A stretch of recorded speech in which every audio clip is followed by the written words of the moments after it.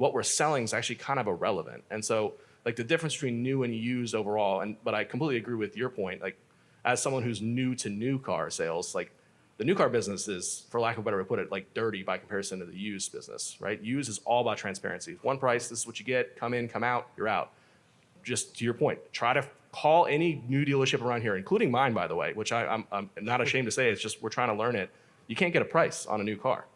You know, it's borderline impossible because the concern is they're going to take that price and go to someone else and just keep racing to the bottom because you're effectively in commodity sales in the new business. That's not the case in used, right? In used, we say every car is a snowflake. Every car, exactly. This is the only one with that dent, right? That's it. That's why it costs this exact amount, and take it or leave it. You can find another one, but it's going to be different. So it's all about experience. So you just have to apply the same thing to new.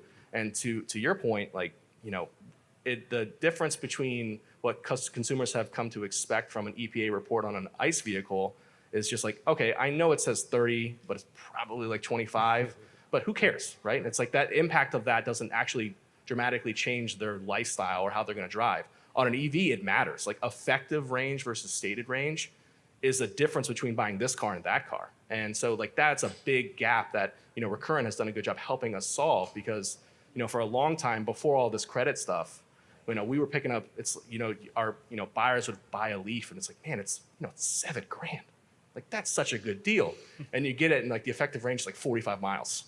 And it's like, wow, man, that's not such a great deal. Less in the right. cold. And it's just like, okay, like, and all those cars end up coming back, you know? And so like, so, you know, the gap, I think, in the EV space becomes a lack of consumer education and understanding.